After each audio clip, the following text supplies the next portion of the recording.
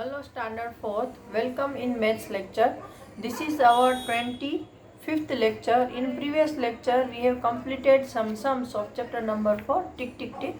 Now today we are going to complete some more sums. Look at this. In previous lecture we have completed up to this. Who has got longer holidays? Subhana or Atif?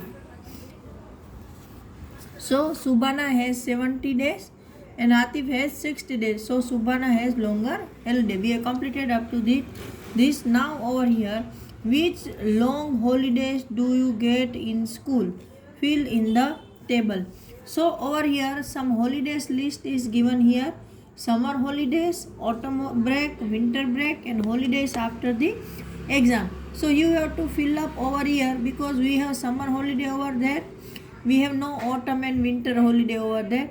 Yeah, there is a Diwali break, so we can write winter break in Diwali and holiday after the exam, the date in April. So you will be write down over here. So this is your task. If you are not able to fill it, then I will send you the PDF. Okay. On 15th May 2006, Chandran went to a shop to buy butter. He checked the packet to see if this butter was safe to eat.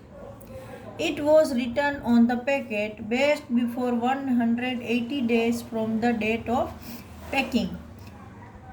Then he checked the date of packing. It was 15/1/6 मतलब 15 January 2006. Help him find out if he should buy this butter or not. In which month was the butter packed? So the butter was packed, listen over here, this is the packing date. So the butter packed on 15/1/6, right?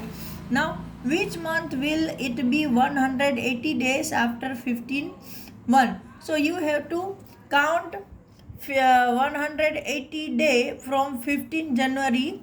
Okay, so I have counted it and it's come 14/7/06 because in January there are 31 days, February there are 28 days, मार्च ऐसे आप गिनते जाना 30-31 करके.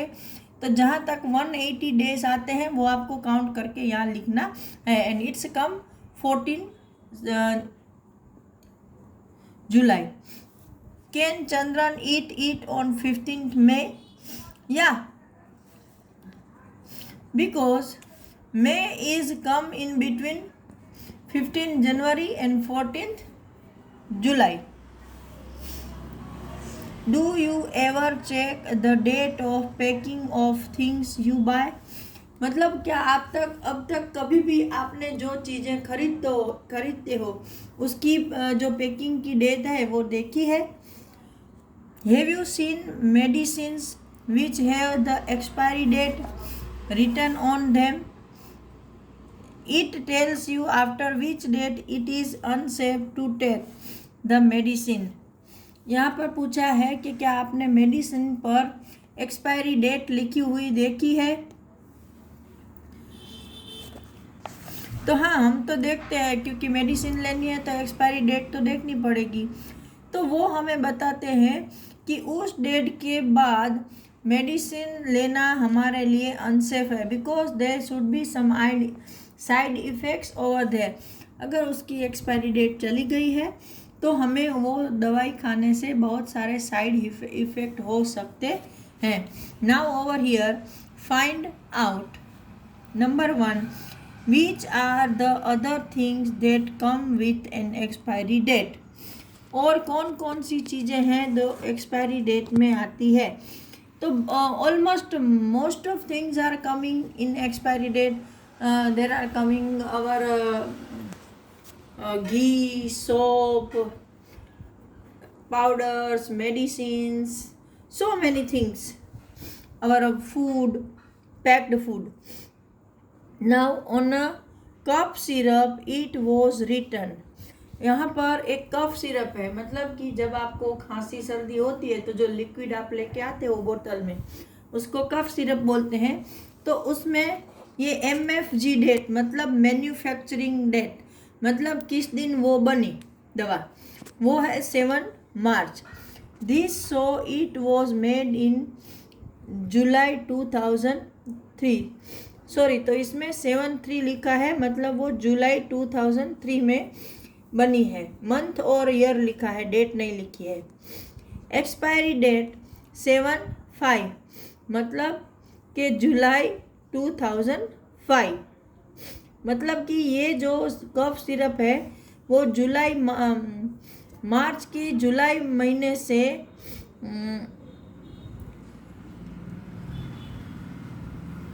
Sorry 2003 के जुलाई month से 2005 के जुलाई month तक, मतलब 2 साल तक आप इसका यूज़ कर सकते हो।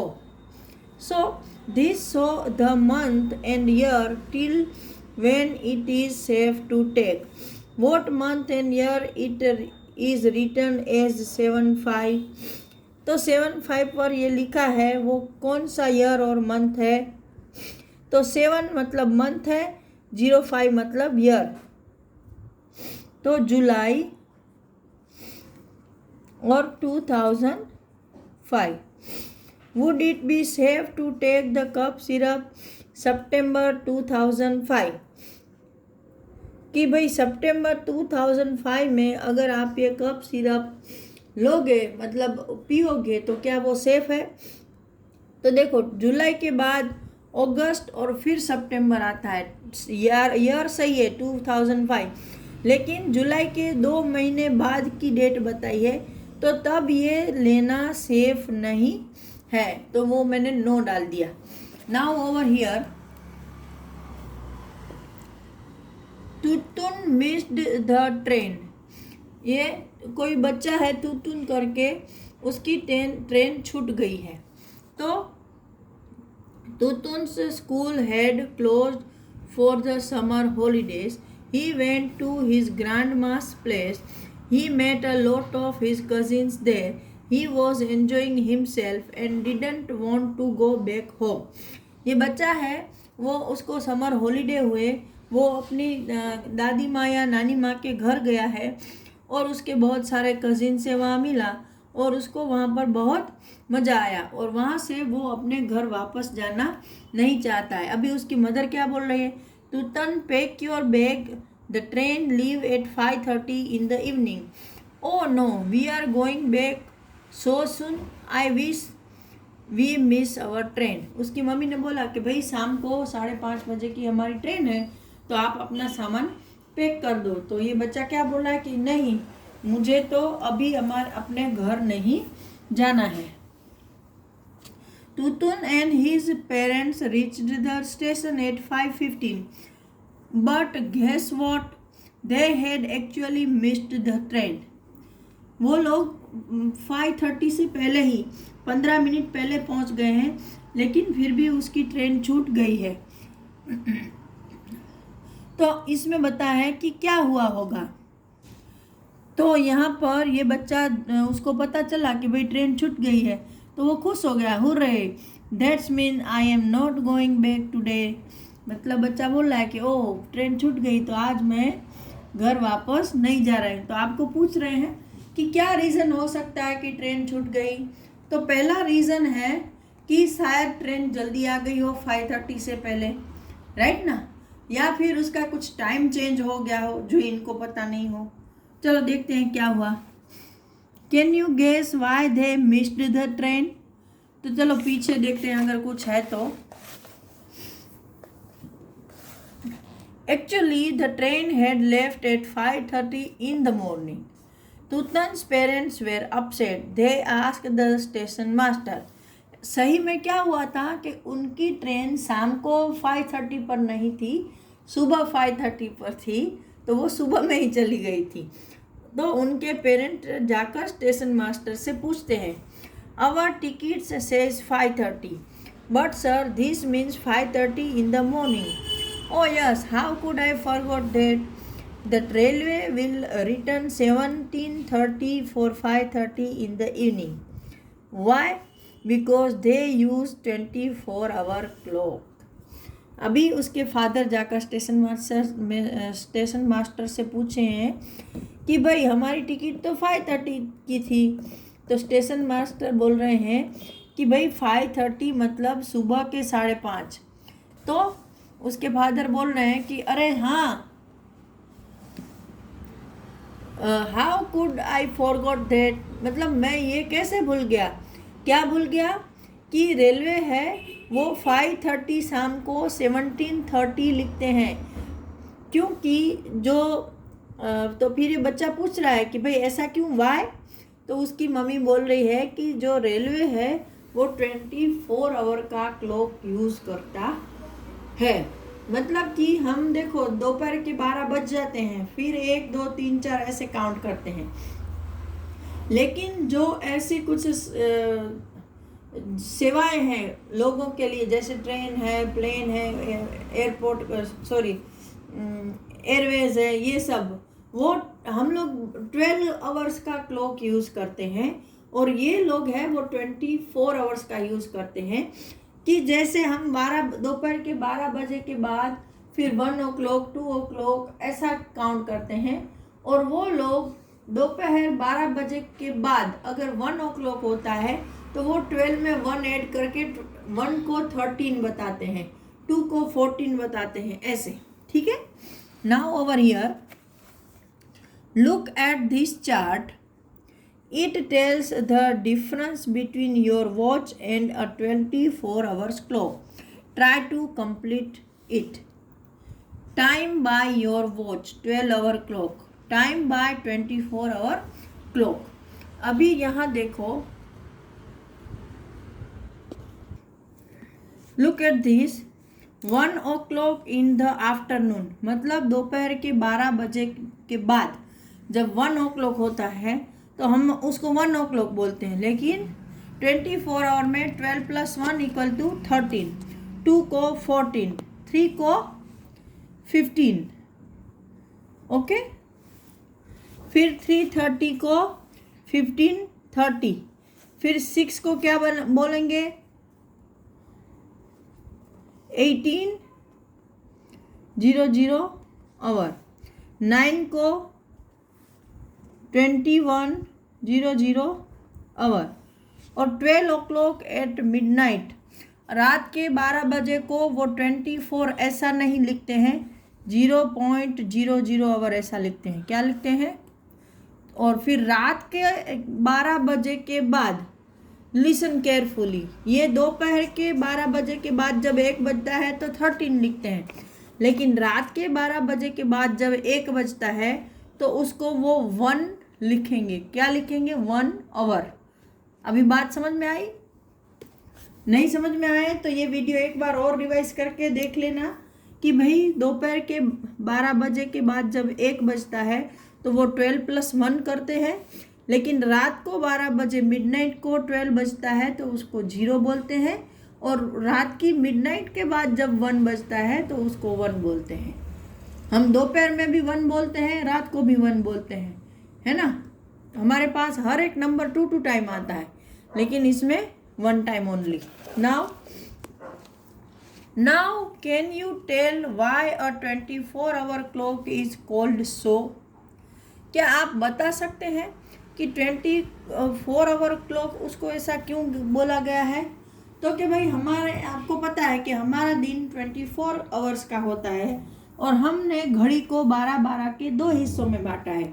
लेकिन ये ट्रेन है, बस है, एयरवेज है, वो सब उसको कंटिन्यूअस 24 आवर को 24 आवर्स में ही डिफाइन करते हैं, इसलिए उसको 24-hour क्लॉक कहा गया है।